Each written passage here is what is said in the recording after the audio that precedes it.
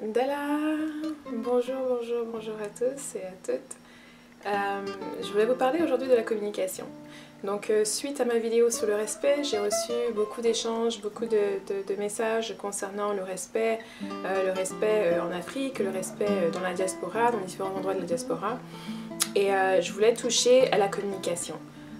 Si pour ceux d'entre vous qui m'ont rejoint sur Facebook, vous savez que lorsque vous arrivez, souvent avant d'accepter votre demande d'amis, je vous tag dans un post que j'ai écrit qui explique un peu comment est-ce que moi j'interagis sur le net, sur internet, parce que apparemment tout le monde n'a pas la même façon d'interagir et moi j'aime sur ma page interagir de la façon qui me plaît, de la façon qui me permet de rester, d'avoir une vibration qui me plaît d'inviter simplement les personnes qui veulent interagir avec moi sur ma page, d'interagir de la manière qui me plaît. Effectivement, lorsqu'on va sur la page de quelqu'un d'autre, on interagit selon les règles qui y sont. Donc c'est un peu normal, quand vous venez chez quelqu'un, vous vous pliez aux règles de leur maison. Il y a juste ce phénomène que moi je remarque sur internet, les gens ont tendance à créer une espèce de personnalité ou à se comporter d'une manière qu'ils ne se comporteraient pas s'ils vous rencontraient face à face.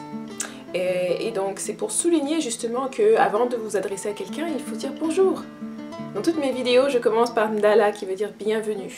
Je vous souhaite la bienvenue sur ma chaîne. Je vous envoie des bonnes vibrations, de la bonne énergie avant de discuter du sujet dont je vais discuter.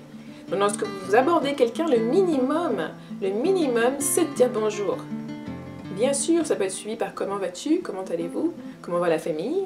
C'est typique et c'est le minimum en Afrique. Parfois, avant qu'on commence à entamer les discussions sérieuses ou les questionnements, on commence toujours par demander comment tu vas, comment vont tes parents, ta famille, tes enfants. Et on peut même énumérer le nom des individus à qui on voudrait savoir comment est-ce qu'ils vont et qu'est-ce qui se passe. Ok, oui, ça peut être entre 1 minute ou voire même 5-10 minutes, dépendamment avec qui on parle, de l'affinité qu'on peut avoir avec cette personne-là. Mais le minimum, c'est de dire bonjour, c'est de bien veiller à la personne, on lui demande comment elle va, etc.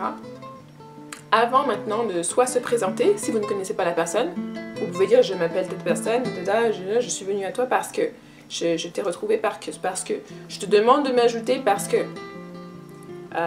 tout simplement parce qu'on ne se connaît pas. Et ce n'est pas derrière votre petit écran que vous allez commencer à prétendre ou commencer à avoir une attitude qui est différente. Ça, ce sont des choses de base. Si on se rencontrait quelque part et quelqu'un vous arrivez dans un groupe, vous vous présentez, c'est la moindre des choses. Moi, vous voyez peut-être mes vidéos, vous avez peut-être vu tellement de vidéos que vous avez peut-être une énergie, vous sentez une familiarité entre nous deux. Mais moi, je ne vous vois pas, je ne sais pas qui vous êtes. Donc quand je vois une demande d'ajout, je vois une photo, je ne sais pas qui est cette personne-là. Et donc quand vous vous présentez, ça m'aide un peu aussi à savoir, ok, cette personne-là est peut-être en Afrique en ce moment, cette personne-là est peut-être en France, cette personne-là est peut-être au Canada, cette personne-là a envie de faire ci, a envie de faire ça. Ça me permet d'y mettre un cadre, un repère. Et c'est tout simplement la même façon que si moi je ne vous connaissais pas et je venais vers vous, je me présenterais. Okay? Surtout si c'est pour vous poser une question, vous demander quelque chose. C'est le minimum. C'est le minimum. Ensuite, la communication en ligne, je dois dire que j'ai parlé déjà un petit peu des activistes. Et puis ça fait aussi partie de mes règles sur Facebook. C'est-à-dire que moi, je n'accepte pas qu'on m'envoie des messages de chaîne. Des choses que l'on copie-colle, on renvoie en masse à tout le monde. Je pas ce genre de message. Je n'accepte pas non plus qu'on m'envoie des vidéos où il y a de la violence dedans. Pas parce que je veux pas m'instruire, je veux pas savoir ce qui se passe dans le monde, c'est juste parce que pour moi, Facebook n'est pas un outil que je prends pour aller savoir quelles sont les problématiques mondiales. J'ai d'autres outils pour ça. Donc c'est pas parce que je veux pas recevoir ce genre de choses que je suis pas informée ou que ça ne me fait rien. Okay. Mais pour moi, partager des vidéos où on voit des personnes noires se faire torturer ou agresser ou toutes sortes de choses, pas que seulement des personnes noires, mais tout individu qui est agressé ou torturé, ça ne m'apporte rien, ce n'est pas de l'éducation, c'est de la désensibilisation au contraire, parce que plus on voit ce genre de choses et moins on y est sensible. Et il y a des études qui démontrent ça. Donc je n'accepte pas aussi qu'on me partage des choses de la violence, je n'accepte pas qu'on me partage des choses de propagande non plus. Vous pouvez avoir une organisation qui a un point spécifique, etc. Avant de me partager quoi que ce soit, je demande toujours, regardez ma page, regardez le genre de choses que moi je partage sur ma page. Si ça ne s'aligne pas avec ça, c'est que j'ai pas envie de le recevoir. Sinon j'en parlerai. Mais vous êtes toujours libre à vous de le mettre sur votre page. Okay? Votre page, c'est l'espace où vous avez justement la latitude de faire ce que vous voulez. Okay? Moi, ma page, mon inbox, Je veux recevoir les choses que je veux recevoir. Et si justement je reçois quelque chose qui me déplaît, vous avez un avertissement. Si je reçois encore la même chose, je vous bloque tout simplement. Parce que je considère que vous n'avez aucun égard. Moi, je ne vous enverrai pas quelque chose que vous ne désirez pas recevoir. Donc je ne vois pas pourquoi cette courtoisie ne pourrait pas être retournée. Et moi, je ne fais pas de message de masse. Je n'envoie pas un message à toutes les personnes qui sont sur mon truc. Non, je ne marche pas comme ça. Donc c'est pas la peine de me dire que non, c'est un message que vous envoyez à toutes les personnes qui... Non, je n'accepte pas ça parce que je viens de vous le dire que moi, je ne veux pas recevoir certaines choses. Et donc c'est plus simple. C'est vraiment juste plus simple de ne pas m'envoyer quelque chose. Si vous avez des questions, vous avez des doutes, vous pouvez toujours me demander. Vous pouvez l'afficher sur votre mur. Si moi je le vois sur ma timeline et que ça m'intéresse, je viendrai vous poser des questions ou je viendrai faire quelque chose. Mais si ça ne m'intéresse pas, je l'ai déjà vu sur votre timeline, si ça ne m'intéresse pas, j'ai laissé passer, j'ai laissé faire. Et donc aussi, il faut comprendre comment utiliser l'Internet et comment utiliser les réseaux sociaux. Je vois beaucoup de personnes qui critiquent énormément les réseaux sociaux, qui critiquent énormément les apps en disant toutes sortes de choses. Alors qu'en fait, je réalise que la majorité de ces gens-là ne savent pas comment utiliser les réseaux sociaux. Ils ne comprennent pas la fonction des réseaux sociaux et comment les réseaux sociaux ne sont que des outils. Des outils que vous pouvez utiliser à bon escient ou des outils qui vont vous causer de la souffrance et toutes sortes de drames dans votre vie si vous les utilisez mal ou si vous ne savez pas les utiliser. Donc, il est important de savoir qu'est-ce qu'on fait sur un réseau social, pourquoi est-ce qu'on est là. Comment est-ce que ce réseau social fonctionne?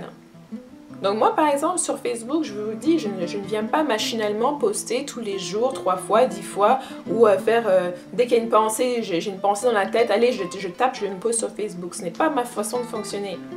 Je poste quelque chose seulement si j'ai quelque chose de spécifique à partager sur ce médium-là. Ça peut être une fois par jour, il peut y avoir des jours justement, je peux poster 3, 4, 5, 6 fois sur le même sujet et je poste en français et en anglais, donc souvent il y a des posts dupliés parce qu'ils sont dans des langues différentes. Mais il peut y avoir des jours, des semaines où je ne poste rien. Je n'ai pas besoin de partager toutes les pensées qui me traversent la tête, toutes les choses que j'imagine, toutes les fois où je suis énervée ou des choses comme ça. Je ne suis pas obligée de partager tout. Et ça, c'est quelque chose qu'il faut que vous preniez en considération en vous disant est-ce que c'est nécessaire que j'exprime tout ce que je suis en train de faire, tout ce qui se passe dans ma vie sur les réseaux sociaux. C'est un choix. Il n'y a personne qui vous oblige à le faire. Et comme il n'y a personne qui vous oblige à utiliser Facebook, il n'y a personne qui vous oblige à venir sur l'Internet. Donc il faut prendre aussi une partie de la responsabilité qui est la vôtre. Vous décidez de participer à certains réseaux sociaux, de participer à certaines plateformes. C'est votre choix. Et avec ce choix-là, on vous donne aussi une latitude pour pouvoir justement moduler votre expérience de la façon dont vous voulez. Donc j'entends parfois les gens qui disent « Oh, il y a trop de négativité sur les réseaux sociaux, il y a trop de ci, il y a trop de ça. » Mais moi je leur demande « Mais qui est-ce que vous suivez? Qu'est-ce que vous regardez ?» L'algorithme de Facebook ou même Instagram ou même de ces nombreux réseaux sociaux-là sont modulés pour vous donner plus de choses sur lesquelles vous passez du temps dessus. Donc si vous dites cette personne est négative et poste toujours des choses négatives, mais à chaque fois que cette personne poste, vous regardez ça. L'algorithme va se dire, vous passez du temps à regarder ce genre de post, on va vous en mettre plus. Les choses qui sont sponsorisées, qui vous sont vendues, qui touchent à ça, on va vous exposer à ça. Parce que vous passez 5 minutes, 10 minutes sur ce post-là, peut-être que vous n'aimez pas la vidéo, mais ensuite vous lisez les commentaires, ça va venir vous chercher. Si vous n'aimez vraiment pas cette chose-là, vous cliquez ça que vous ne voulez pas voir. Vous arrêtez de suivre la personne qui poste ces choses-là. Et ça va dégager votre timeline, ça va dégager ce que vous allez voir quand vous allez arriver sur Facebook.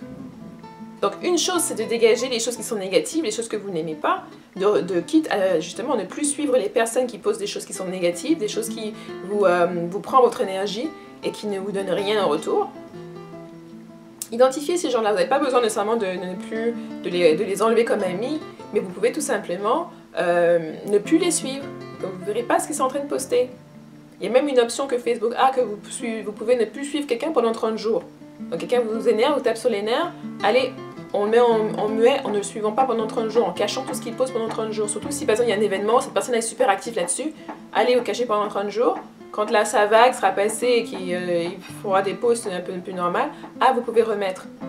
Donc il y a des façons que vous avez de moduler votre expérience. Mais ça, il faut en prendre responsabilité. C'est pas à Facebook de décider qui vous ajoutez sur votre liste d'amis ou de décider ce que vous aimez regarder. C'est à vous de le faire et c'est à vous d'utiliser les paramètres qui sont là pour moduler tout ça. Vous n'auriez même pas à vous plaindre de cette plateforme-là. Et si vraiment elle ne vous plaisait pas, vous avez toujours l'option justement de fermer votre compte et de partir.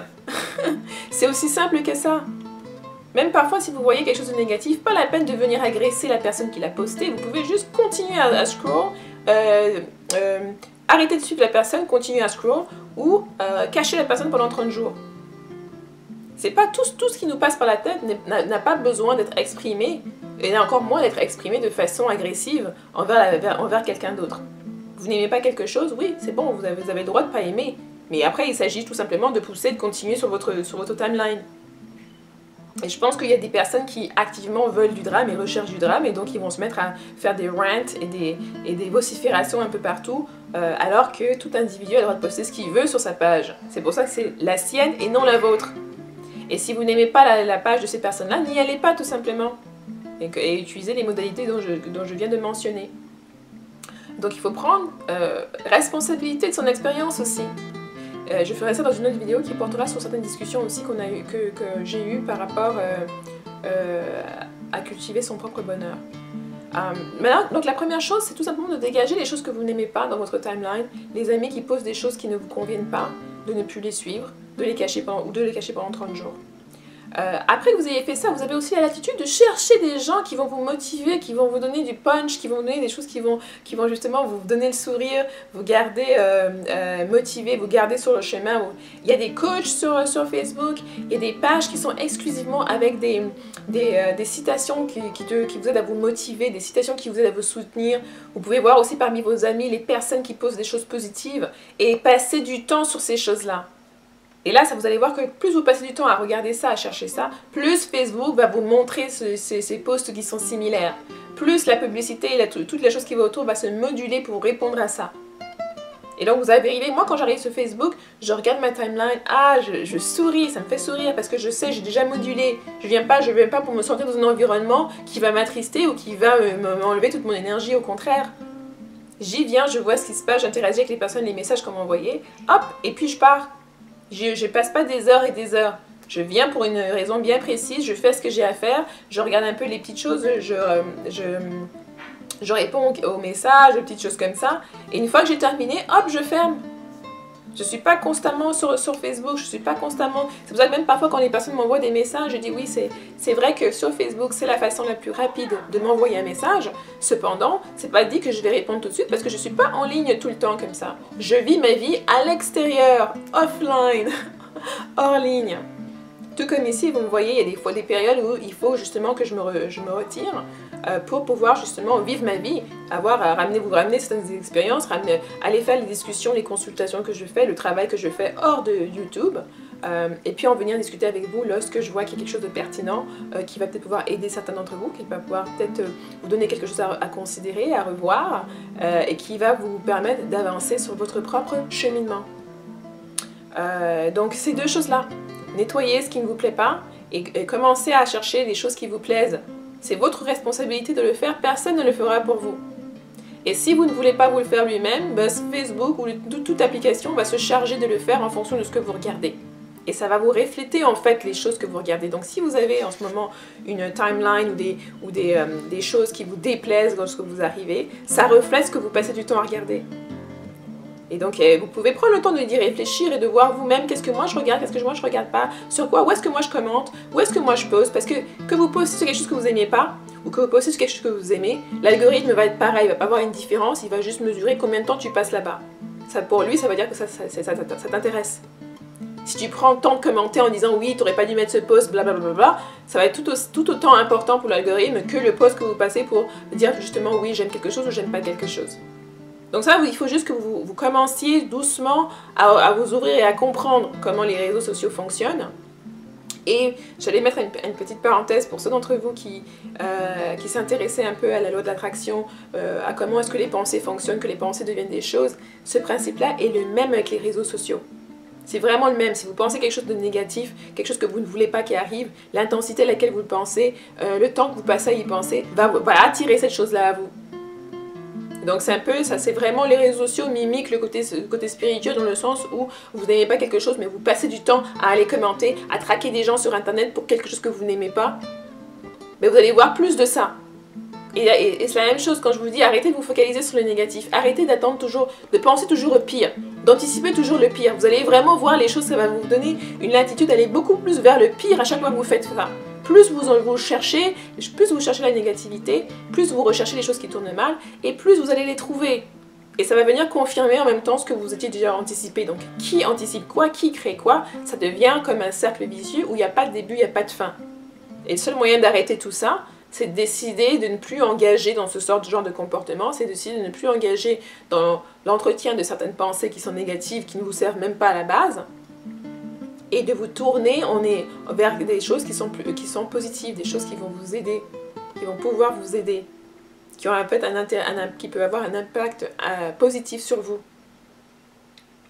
Ok, donc voilà, j'espère que c'était utile, et puis bien sûr, je vous verrai dans la prochaine vidéo. Bye bye!